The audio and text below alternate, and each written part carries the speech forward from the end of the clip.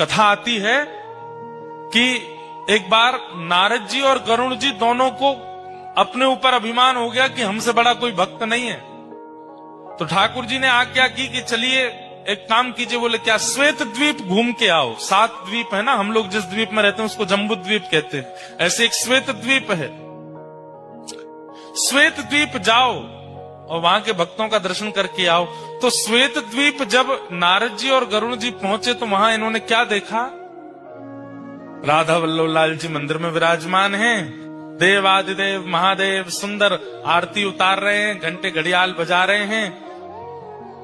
कार्तिकेय जी और श्री गणपति जी सुंदर भोग सामग्री उठा उठा करके ला रहे हैं, राधा वल्लभ जी के सन्मुख पधरा रहे हैं।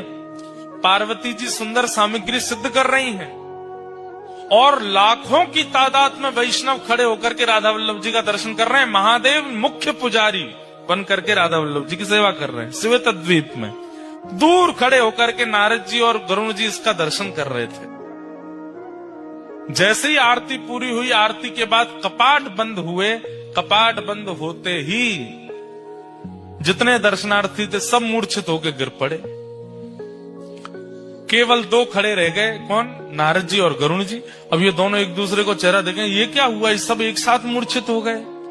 सबके पास जाकर के श्वास देखी, नब्ज देखी तो सबके प्राण जा चुके हैं।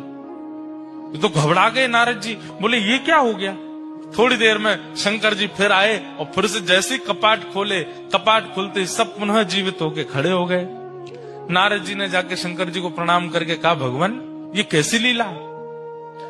बोले भैया किसी के प्राण अन्न में बसते हैं, किसी के धन में बसते हैं, किसी की वायु में बसते हैं, किसी के जल में बसते हैं। श्वेत द्वीप के दर्शनार्थियों के प्राण राधा वल्लभ जी में बसते हैं। जब राधा वल्लभ जी सामने होते हैं तो ये जीवित रहते हैं और जैसे ही राधा वल्लभ जी के दर्शन अनवसर होते हैं इनके प्राण निकल जाते हैं।